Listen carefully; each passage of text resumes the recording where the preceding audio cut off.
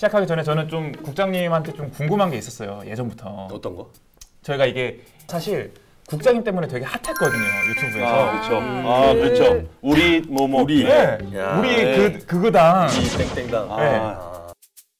민주당이 상당히 약진을 했고 반면에 우리 자유한국당은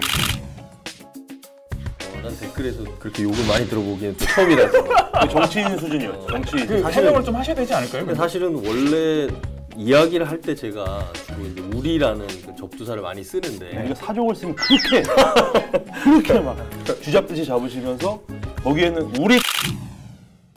자, 오늘 이제 이야기를 좀 나눠보려고 하는데 지난 한 달 춘천 시민들의 발이 꽁꽁 묶였다고 합니다.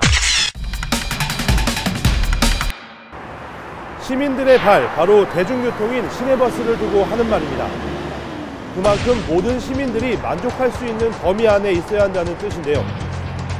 춘천시가 야심차게 준비한 60년 만의 시내버스 전면 개편은 오히려 시민들에게 반감을 사고 있습니다. 노선과 환승, 없어진 노선에 대한 항의성 민원이 가장 많았고 배차 간격과 배차 시간표에 대한 불만성 민원이 그 뒤를 이었습니다. 시골 사람은 그냥 굶어 죽더니 얼어 죽더니 말라는 거 몇 개 더 돼요? 그 얘기야. 안 되지 아무것도. 얼마나 기다리셨어요? 난 3시간 더 기다렸어요. 오죽하면 이틀인가 택시 태워서 데리고 가다가 그것도 못하겠다고. 장 기자가 직접 취재를 갔다 오신 거죠? 예, 제가 취재를 갔습니다. 버스가 개편이 된 거죠? 네네. 민선 7기 공약, 최대 공약 중에 하나로 대중교통 도시를 만들겠다라는 공약이 있었는데 이게 좀 문제가 좀 많았어요.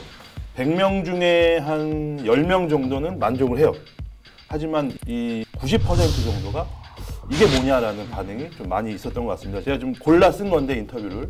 또 그날이 11월 15일이 엄청 추운 날이었어요. 이 올가을 들어서 가장 추운 그날 때마침 개편을 확 해버리니까. 제일 추운 날. 그렇죠. 추운 날 2시간 동안 거기 떠는 사람들을 보면 저라도 화가 났을 것 같아요. 그 현장에서 만났던 분들은 주로 이제 대중교통을 이용하시는 분들이고 네. 우리가 인터뷰하려면 기다리는 분들이 인터뷰를 예, 하니까 그러니까 반대로 얘기하면 불만이 없는 분들은 버스 타고 빨리빨리 가니까 그렇죠. 인터뷰를 못 잡은 거 아닌가? 뭐 그럴 수도 있지만 그렇게 가시는 분들은 몇 안 됐어요. 제가 거기서 한 1시간, 2시간 정도 같이 기다려 갔는데 아니 내가 한 번에 가던 거를 왜 이게 노선이 바뀌어서 두 번, 세 번을 갈아타야 되냐.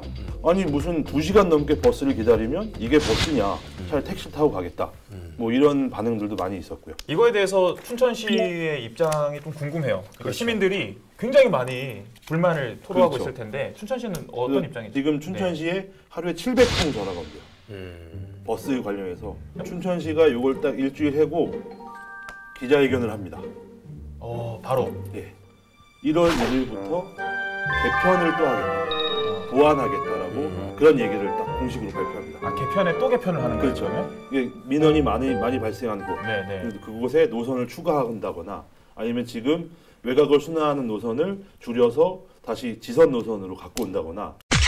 간선과 지선을 명확하게 구분했던 것을 수요에 따라 일부를 지선으로 전환하고 기존 주요 노선 일부를 부활하기로 했습니다. 마을버스도 첫차와 막차 시간을 비롯한 버스 시간과 노선을 개편하고 정차하는 정류장을 늘리기로 했습니다.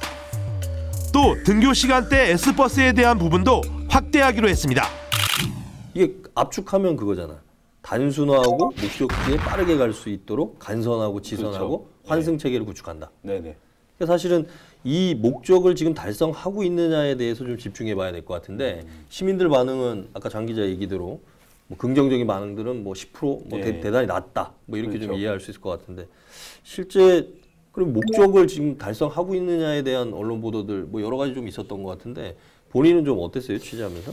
저는 긍정적인 것보다 부정적인 것들이 좀 많이 보였거든요. 일단은 이 대중교통을 이용하시는 분 대부분이 이제 60대 이상 어르신분들이 많이 있거든요. 특히 춘천 같은 경우는 도심보다는 외곽에 계신 이제 어르신들이 많이 이용을 하고 있습니다. 그래서 홍보가 좀 많이 미흡했다고 보여집니다. 그러니까 이 대부분의 어르신들이 얘기하는 것들이 아니 이렇게 갑자기 바꾸면 어떡하냐 이렇게 했지만 춘천시는 우리는 다 주민설명회를 수십 차례 했다라는 입장을 보였고 근데 그런 것들이 직접적인 홍보가 되지 않았다. 사전에. 예. 제가 아무래도 여기 있는 분들 중에선 강원도에 있는 버스를 가장 많이 이용하지 않을까. 출퇴근할 때는 그래서 제가 도보로 출퇴근은 하는데 네네. 원주에서 이제 터미널에서 이제 혁신도시까지 이렇게 시내버스를 이용을 해요. 근데 아무래도 버스를 탈 때 오래 기다리면 엄청 화가 나더라고요. 그렇죠. 한 번 놓치면 또 한 30분 기다려야 되고 이래서 이게 강원도의 그냥 문제 같아요. 왜 사람은 적고 면적은 또 그렇죠. 넓다 보니까. 땅이 크니까. 네. 근데 대체로 보면 이게 그나마 춘천, 원주, 강릉이 강원도에서 큰 도시인데